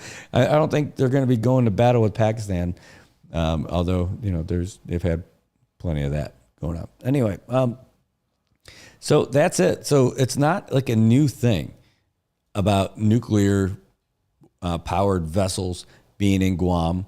And we've had submarines come here. I mean, and it's funny enough, like a submarine that comes here can power the whole CNMI. No kidding. It produces enough power to take care of everything that we need. 1 decommissioned submarine. Could you imagine? I know. I don't want to think about like, what if something happens? I don't know, but I'll tell you that you can't just plug the CNMI into a submarine, and it doesn't make any sense. I like CUC. Those guys do a great job. But there'd have to be a heck of a lot of hiring oversight if we were ever to have our own nuclear generator or nuclear powered facility. I don't think I want to get into that business. In fact, I really hope we don't. Self-sustained. Yeah, sure. We're in a seismic area. We get typhoons. Could you imagine super typhoon with that? There's nowhere to go. You can't run away. This is not the place for it. Certainly, this is not the place for it. Submarine, though. Just unplug, go underground for a while. Or underwater. Maybe. All right. We only got a little bit left. We're going to take a real quick break. Just it's a sports break. We're going to get you guys the latest of sports for the Associated Press. And here it is. By the way, we talked about, before I do that, There's only about 11 days left before the NFL season starts again. I can't believe it. I mean, we just had our draft for our fantasy football, but I can't believe that it's almost here. Anyway, we'll talk more about that in a bit. AP Sports, I'm Dave Ferry. The AL East race is a little tighter thanks to the NL's worst team and a slumping Orioles rookie. A 3-run double trumped a pair of solo homers as the Orioles beat the Astros 3-2. Rookie Jackson Holliday laced a bases-clearing double in the 6th inning after home runs by Jose Altuve, and Jeremy Pena gave Houston a 2-0 lead. Colton Cowser kept the winning rally alive with an infield single before Holliday snapped an 0-for-20 skid. 3 RBIs and that big of a spot is it's pretty awesome. And like you said, 0-for-20. Be able to kind of end it with that is special. The outcome puts Baltimore within a half game of the AL East leading Yankees. Jack Cave and Nolan Jones drove in 3 runs apiece as the Rockies hammered the Yankees 9-2. Cave had 4 hits and fell a triple shy of the cycle in Colorado's first road win in 7 tries. Will Warren allowed 6 runs, 5 earned, over the first 3 innings. They just put some good swings on some good pitches. The Cave double, Tovar double, and then just, not being able to minimize the damage. Aaron Judge went 0-for-2 with a walk, ending his home run streak at 4 games. AL Central, the Royals entered Saturday with a chance to move into a first-place tie. Greg Eklund, how did they do? After a stint on the injured list with lower back trouble, Ranger Suarez allowed only 4 hits in 5 innings and picked up his 11th win of the season in Philadelphia's 11-2 win over the Kansas City Royals. Phillies catcher JT Realmuto broke the game open with a pair of 3-run homers. He's a calming presence in this clubhouse, and we know he's on the mound. We know we're going to get a good chance to win the game, and he threw the ball great for us today. Realmuto drove in 7 runs to set a career high. The Guardians homered 4 times to back Ben Lively in a 13-5 thrashing of the Rangers. Rookie Jhonkensy Noel was 3 for 5 with a 3-run homer and 3 runs scored. The Naylor brothers both hit a solo homer, and Jose Ramirez also went deep. Stephen Kwan put Cleveland ahead for good with a 2-run double in the 2nd. Lively was sharp, giving up 2 earned runs and 5 hits over 6 2/3 innings. 7's always the goal for me, like the minimal goal, and I was just frustrated not getting out of it, but I mean, just getting in that rhythm and getting there and just try to keep feeling it. The Guardians now lead the AL Central by 2 games over the Twins and Royals. The Twins rode Pablo Lopez and Trevor Larnach to a 6-0 win over the Cardinals. Lopez is 12-8 after limiting St. Louis to 4 hits while striking out 9 over 7 innings. Twins manager Rocco Baldelli. He pitched great. His stuff today was probably the best that he's had all year. And some of that might just be where he's at in the season, but I think he was probably also pretty fired up to pitch against his former teammate. Larnach delivered 2 home runs, opening the scoring with a 3-run blast in the 3rd and adding a solo shot in the 5th. LA's lead in the NL West is down to 3 games over Arizona. The Dodgers dropped a 9-8 decision to the Rays in 10 innings despite Shohei Ohtani's go-ahead 2-run homer in the 5th. Dodgers manager Dave Roberts was down on his pitching. I think tonight we just didn't pitch well. And to be quite honest, we got gifted a couple outs by their base running mistakes. And so it kept us in the ball game. We had a chance to win, and we just couldn't put them away. The Diamondbacks enjoy a 5-game winning streak after Zach Gallen and Eugenio Suarez led a 4-1 win over the Red Sox. Gallen tossed 2-hit ball over 6 scoreless innings. Diamondbacks manager Torey Lovullo says that's the Zach Gallen he likes to see. It was 6 innings. I think it was 1 or 2 hits and no runs. That was a typical Zach outing. Suarez put the D-backs ahead for good with a 2-run double in the 4th. San Diego remains 4.5 games off the NL West lead following a 7-1 loss to the Mets. Francisco Lindor homered twice and had 5 RBIs for New York. Just so happened we scored 5 of them in, but it tribute definitely to the guys in front of me that are having quality at bats, are getting on base, and today was just so happened that I was the guy that hit the grand slam. Travis d'Arnaud delivered a go-ahead single in the Braves' 4-2 win over the Nationals after wasting a chance to drive in a run in the 1st inning. I had an opportunity in the 1st and didn't come through there. It just, it happened. So just to keep going and to get the win, I think is the most important thing. And winning the series is the biggest thing. Elsewhere in the majors, the Blue Jays down the Angels 3-2. The Cubs rolled to a 14-2 rout of the Marlins. The Reds beat up on the Pirates 10-2, and the Giants got past the Mariners 4-3. College football, and the first top 25 game of the season also becomes the first upset. Aiden Burr drilled a 44-yard field goal as time expired to give Georgia Tech a 24-21 victory against 10th-ranked Florida State in Dublin. The Yellow Jackets went on a 12-play, 49-yard drive over the final 6.5 minutes to set up Burr's kick. Georgia Tech head coach Brent Keyes. Our goal is to go out and play every play as hard as we can possibly play, not look at the scoreboard. And I know a lot of times people hear that and they think it's kind of coach talk, but it's starting to be ingrained in who we are. Jamal Haynes ran for 75 yards and 2 go-ahead touchdowns for Tech. Golf. Keegan Bradley capped his wild round with a birdie that gives him a one-stroke lead through 54 holes of the BMW Championship. Proud of the way I fought today. I played some brilliant golf, but I also hit some terrible shots too, but I guess that's the way of the world. But I'm proud of the way I fought there in the end. Bradley closed with an 8-foot putt. His 8th birdie of the day in a 2-under 70 that leaves him -12. Adam Scott entered the round with the lead before his 2-over 74. Ludwig Oberg and fellow Swede Alex Noren are tied for 3rd at 10 under. NASCAR, Harrison Burton earned a playoff berth by winning at Daytona, holding off Kyle Busch in overtime. I'm Dave Ferry, AP Sports.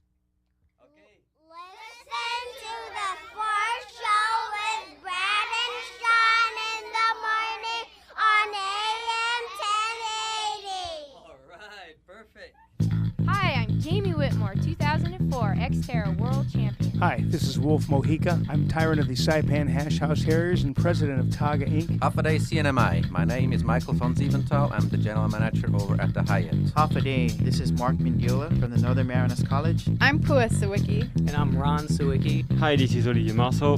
And Renata Bichet. Hi, this is Jeff Race, captain of the Pacific Oceania Davis Cup This team. is Cookie Alvers from Trench Tech, Purebred Saipan. Hi, this is Northern Marianas Island Football Association President Jerry Tan. Heidi Lustre. Diane Pasqua. I'm Paul Baxter. Bill Dahlhauser. This is Jonathan Tenorio. Hi, this is Joe Metal. This is Ray Palacios. Hi, my name is Elsie. Sydney. I'm Ruth Ann. And we're the Rookies. Hafa Day CNMI. This is Catherine Berry from Powerade. Hey CNMI, this is Sasaki Oliver. I'm E.J. Ali. I'm James Kinto. I'm Alfredo Taitano. And I'm Coach Taitano. This is Ron Smith from the Over the Reef Yacht Club. Aloha, this is Amanda Johnson. Melissa Coleman. Hey guys, it's Nina Mosley. Hey, what it is, it's Minerva Cabrera. Hey guys, Nicole Cobble.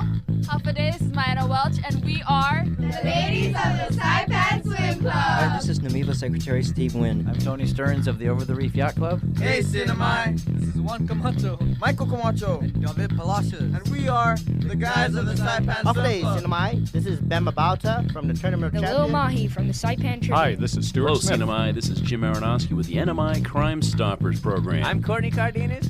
And we're listening to the Sports Show with Brad and Sean. We listen to the Sports Show with Brad and Sean. I listen to the Sports Show with Brad and Sean. I listen to the Sports Show with Brad and Sean. And I listen to the Sports Show with Brad and Sean. I listen to the Sports Show with Brad and Sean. We listen to Brad and Sean. I listen to the Sports Show with Brad and Sean. First thing we did when we came back from the BCO Academy in New Zealand is listen to the Sports Show with Brad and Sean. We listen to Sports Show with Brad and Sean. I listen to the Sports Show with Brad and Sean. I'm joining these guys every morning. I listen to the Sports Show with Brad and Sean. And I listen to Brad and Sean. We listen to the Sports Show with Brad and Sean. I listen to the Sports Show with Brad and Sean. I listen to the Sports Show with Brad and Sean. Tune into the Sports Show with Brad and Sean. Listen to the Sports Show with Brad and Sean. We listen to the Sports Show with Brad and Sean. I tune into the Sports Show with Brad and Sean. We listen to the Sports Show with Brad and Sean. Every morning, I listen to the Sports Show with Brad and Sean.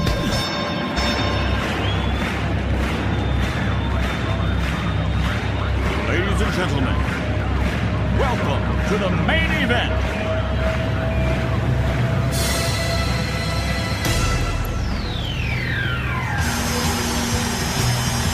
We're going to get it all set up.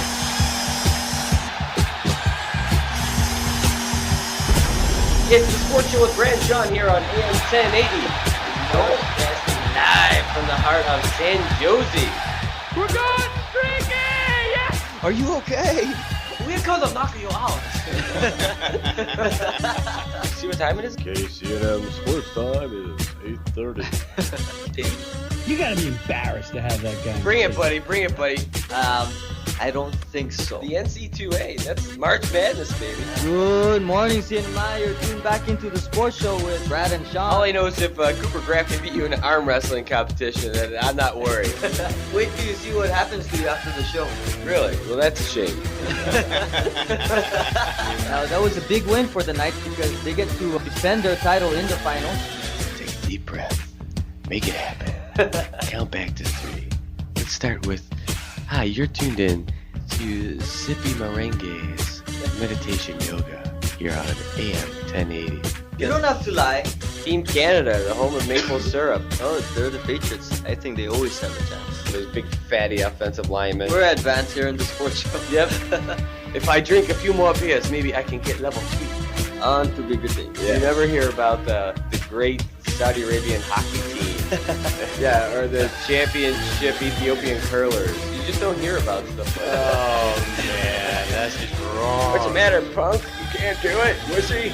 They're playing against tougher competition because they're playing in college, and they deserve the chance to come over and compete. Here's what I would do. Shane Ogomoro is also with me in Hawaii, and we live together. How long have you guys been dating? You heard it first on the sports show, baby. Whether it's Reggie Bush, Vince Young, or Matt Leinart, those 3 players are going to produce trade offers. And we are definitely going to have some choices when it comes to the draft. You're going to get in trouble anyways. Let's go for it. Kid mauled on the beach by Savage Stingray. And be professional. The Marianas High School Lady Dolphins improved to 3-0, and they're the defending champions, so they're having a good start to the season. He's an admitted former substance abuser, go figure. He became a drug counselor in Minneapolis. We had Detroit continuing to dominate this year. Nobody hooked us up with any grub yet. What's going on? I don't know. I guess because I'm from here. Now we've got a letter coming in from Phil in Tuscaloosa. Go back to your Tirow, man. Man, speaking about the Xterra and Tiger Man big events coming up, the micro games are going to be here. Dude, that's exciting stuff. MVP Worley Kichigo again came through for the team. We just do whatever we want. We rule. It's just taking off. I don't even know how to read. You know what? Let's just break it down. We'll be broadcast forever. Oh, yeah. Forever. Oh, man, that is memories right there. Oh, my gosh. That goes back to 2006 when I shared a booth with Sean Semin back when him and I were the only 2 local guys covering sports. Everybody else was from off island. They've been here for a long time and all that other stuff. But like we were in the minority. I'll tell you that. It was fun. So we had a great team. So Sean and I, we worked with Mark. And wow, man, we covered, we had a really good sports section for the Saipan Tribute back in the day. And I had this idea about doing a sports show. I said, dude, let's do this. I'll work out a deal. We'll figure it out. And we ended up doing it. We were on the AM station here, 1080. I don't even know if that even broadcasts now. But that used to be what we did on AM 1080. And every weekday morning, we would do sports, and we'd talk sports. And because we were the sports reporters for the local paper, we already had everybody would come in. We had to interview folks anyway, so come on and join us on our radio show. That was probably my first taste of doing this kind of stuff. And that was way back in the day. Think like back in the Harry Blaylock time, if you go back that far. That's how we ended up doing it. And that was our first little promo song thing. And that was a compilation of all the different folks that came in. And they didn't even have to be sports folks. But if anybody was coming in that was somebody, we tried to get them onto our show. And then all the folks from here. And it was a lot of fun. It was really great. And, man, I saw that in my list of stuff. I never want to lose that audio file because of how much I love it. And also just hearing how the voices changed and how the audio quality changed.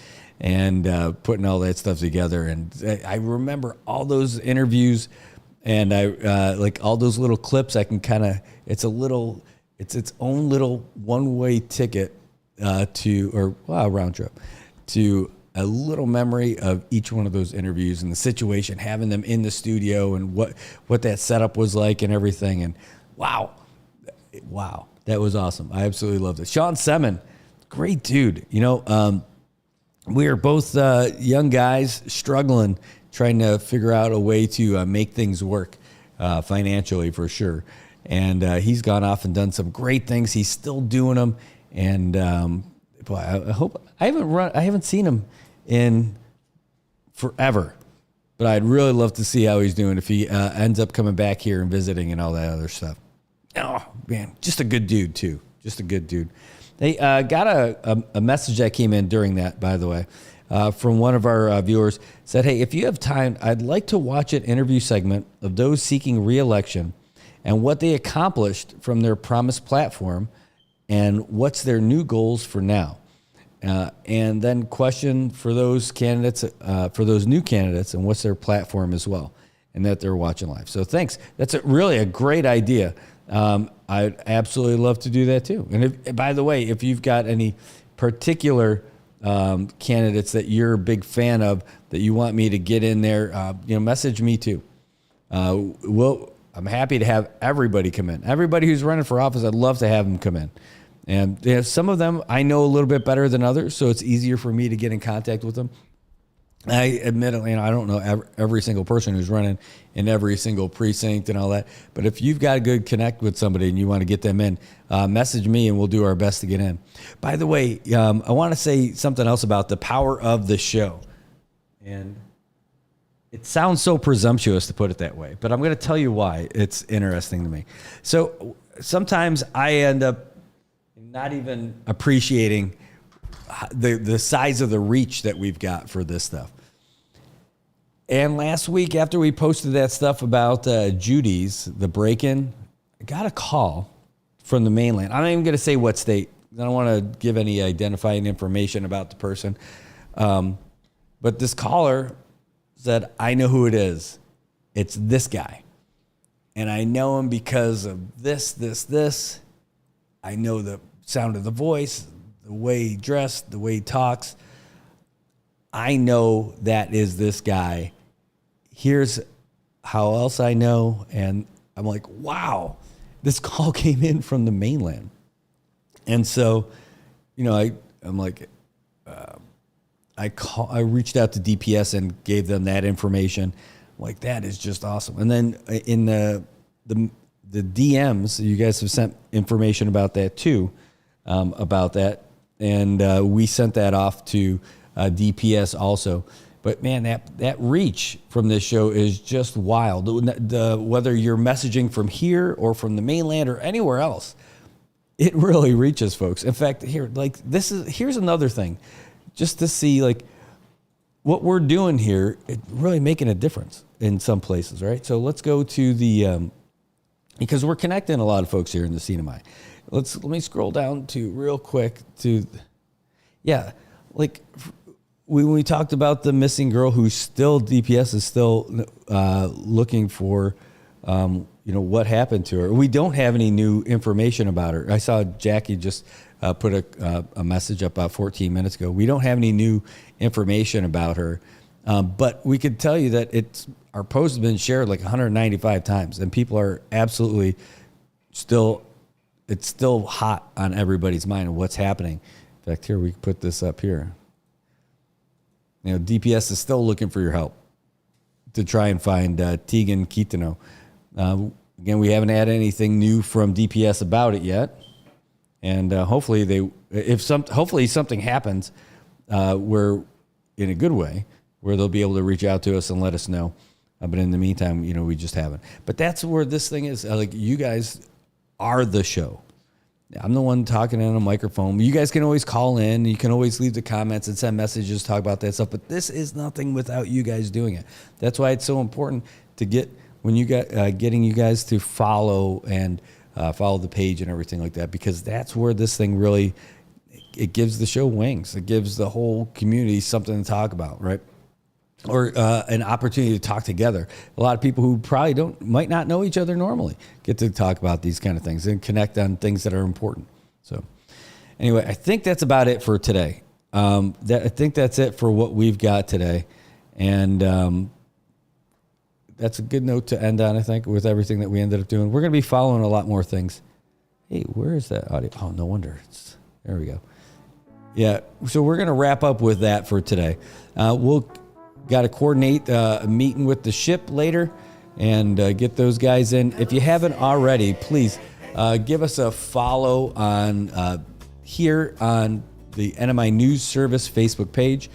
Follow us over on Instagram at the NMI News Service Instagram, and find us on YouTube if you haven't already, and subscribe. And that is NMI News 670. We're trying to get that up to 1,000 subscribers, and that's when we get monetized and we get people. It'll trip a new level for the algorithm to really help us get out there to more people too. All right, so we'll see if we can't get baseball this week. The weather's finally right. Hopefully it's dry enough for them to fix the lines and fix those lights that are over there in left field so we could do it. Yeah, hopefully, Luisa, we'll see you over there. We just got to wait and see if we can actually get it done, if they can get those lights fixed. All right, that's it for now.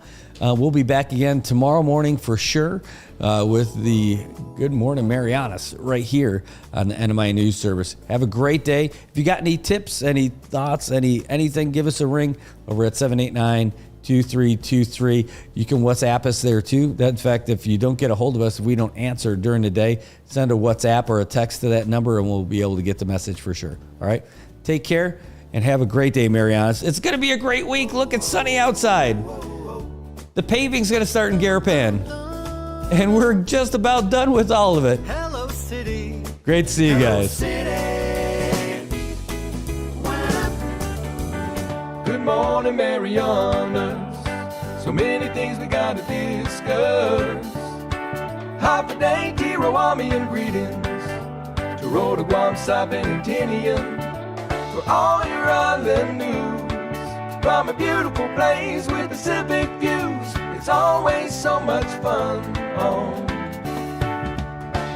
Good morning, Mariana.